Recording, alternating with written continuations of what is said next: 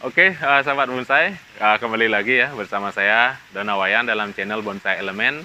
Masih di episode jalan-jalan. Hari ini saya mengunjungi salah seorang teman. Rumahnya terletak di Banjarsayan, Desa Kutuh, Kecamatan Ubud. Jadi sekitar mungkin hanya 5 menit ya dari pusat Ubud ataupun dari Pasar Ubud. Dan tadi saya menempuh sekitar 30 menitan dari rumah, dari Sukawati. Jadi tempatnya sangat asik, sangat asri dan juga sejuk. Nanti kita akan jalan-jalan bersama pemiliknya yaitu Kadek Jos. Nah, kita akan mereview bonsai-bonsai super milik Kadek Jos. Saya ada satu tertarik bonsai yaitu bonsai wacang. Aduh, sudah nggak sabar nih. Ayo kita lanjut.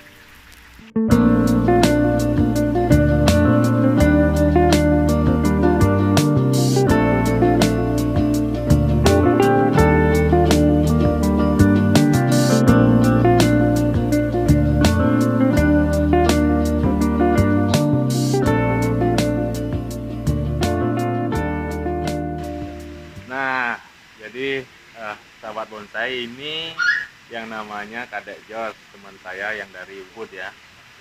Ya, sudah tidak asing lagi kan.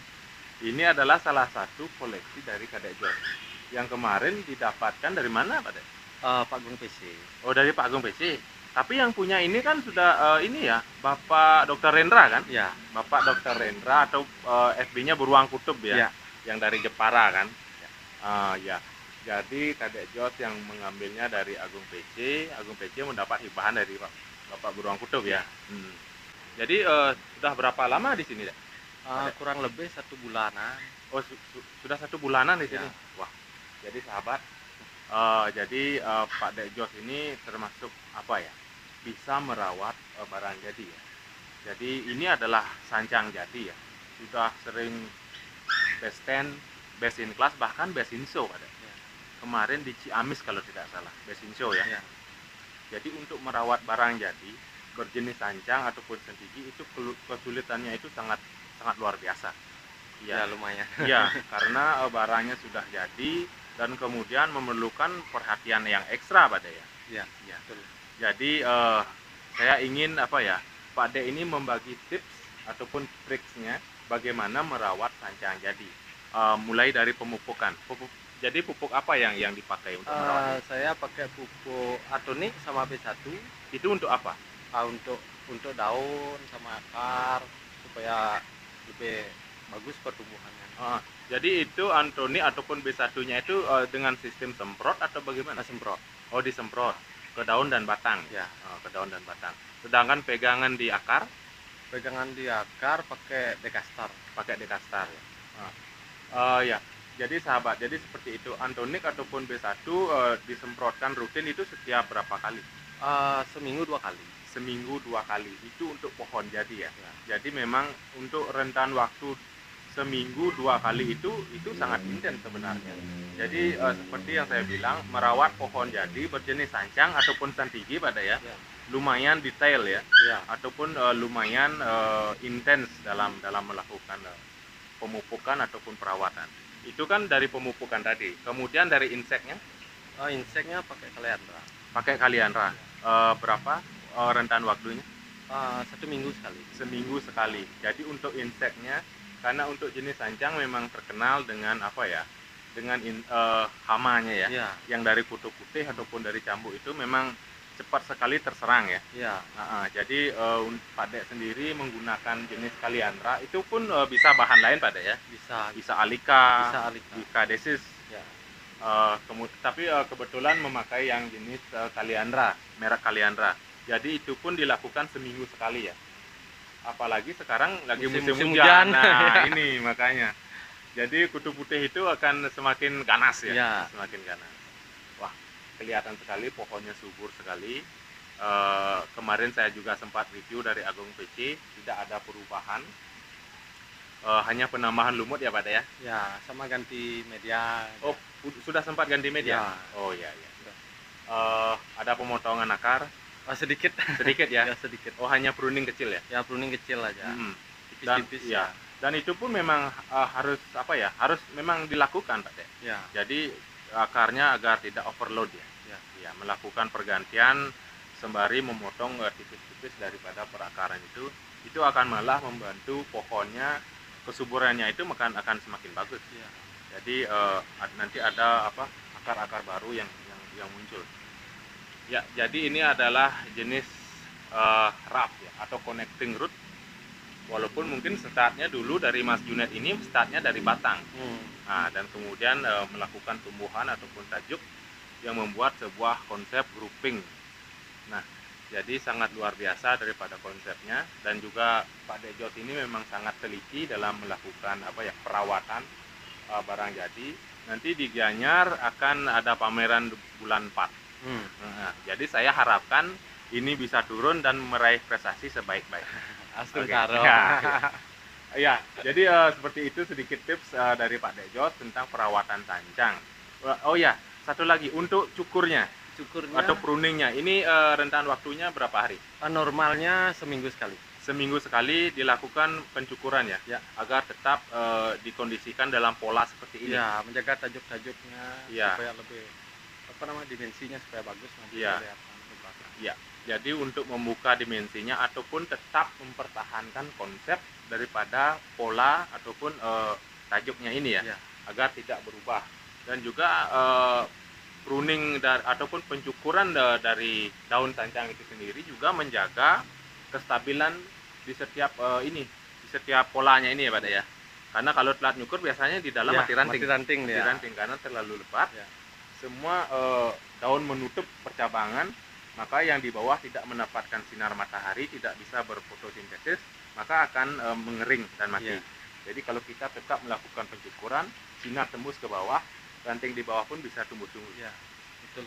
Ya, jadi begitu sahabat, tips dan trik untuk perawatan sancang jadi dari Pak Dejos. Sekarang kita keliling-keliling lihat bonsai yang lain. Ada satu bonsai wacang yang sangat unik. Ayo kita lihat. Nah, oke sahabat, inilah pohon wacang ya. Ini jenis wacang yang sangat menarik perhatian saya karena kekuatan drama alamnya ataupun kekuatan dari gerak batang ini memang murni alam. Tidak ada buatan manusia di sini. Kita hanya lanjutan dari manusia itu hanya melakukan di percabangan saja. Akan tetapi gerakan ini murni alam. Ini adalah jenis wacang, wahong yang disambung dengan sancang.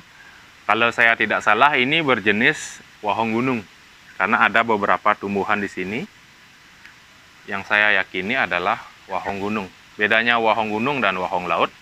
Wahong gunung daunnya lebih tipis, lebih lebar dan bergerigi. Kalau wahong laut lebih tebal, menyerupai sancang dan cenderung lebih bulat. Walaupun ada juga yang lancip. Tapi kalau kita bisa mendapatkan bahan yang wahong laut dengan daun bulat, kita tidak usah mengokulasinya dengan sancang, karena yang daun bulat inilah yang bisa rapat menyerupai daripada sancang aslinya. Jadi pohon ini menampilkan sebuah drama alam yang kental. Ada syari lainnya, kalian bisa lihat. Ada pecahan-pecahan alam di mana pohon mengalami kekerasan di habitatnya ataupun di alam aslinya, yang kemudian diambil dan dibuat konsep bonsai. Jadi ini pohonnya bergaya slanting ataupun miring, tentu saja menampilkan sebuah drama alam ketuaan pohon di alam ya. Jadi kita bisa lihat mungkin startnya sambungnya di sini, dan di sini. Kemudian di sini juga ada satu. Ya. Jadi kalau saya lihat ada 1, 2, 3, 4, 5, 6, 7. Ya, ada 7 sambungan ya. Ada 7 sambungan yang saya lihat. Pohonnya sangat luar biasa, pohonnya sudah matang dan sering malang melintang di pamnas-pamnas di seluruh Indonesia. Dan biasanya selalu mendapatkan sebuah apresiasi yang baik dari Dewan Juri, seperti Best 10, Best in Class, di pameran-pameran nasional ya. Ini kemarin diturunkan oleh Pak Dejos di Pamnas Pelangi Bonsai Tabanan, mungkin sekitar seminggu yang lalu, dan meraih predikat Best 10 di kelas Madya. Sebuah pencapaian yang luar biasa dari pohon ini, dan juga pemiliknya sekarang adalah Pak Dejos. Mantap. Ya, ini adalah pohon santigi, sahabat bonsai. Menurut Pak Dejos namanya jenggolo. Mungkin saya kurang paham tentang arti nama itu. Mungkin nama itu diberikan oleh ownernya yang terdahulu ya, Pak Aji Pipin ya. Ataupun mungkin trainernya dari Pak Rudi Julianto. Saya masih kurang yakin. Akan tetapi pohon ini sempat berada di Sidoarjo ya, di Mas Dodi kalau nggak salah. Tapi pohon ini berasal dari Pak Aji Pipin, kolektor santigi dari Denpasar ya. Pohon ini sangat istimewa, bergaya semi cascade ya. Kalau tanpa mahkota ini, hanya ini, pohon ini bergaya cascade. Akan tetapi karena mahkotanya masih di atas, maka dia akan masuk ke ranahnya semi cascade. Karena ini juga dihitung, arah mahkotanya masih di atas. Kalau mahkotanya murni di bawah, cabang-cabangnya terus menjulur ke bawah, itulah yang full cascade ya. Pohonnya sangat luar biasa, berjenis santigi karang. Ini juga batunya saya yakini original ya. Artinya bawaan dari pohon ini di alam. Jadi pohon ini juga sering malang melintang di Pamnas-Pamnas nasional, dan sering mendapatkan predikat Best 10 di Pamnas-Pamnas tersebut. Kemarin juga dibawa oleh Pak Dejos di kelas regional dalam Pamnas Pelangi Tabanan, dan berhasil meraih predikat Best 10 dari Dewan Juri. Oke sahabat, kita lanjut.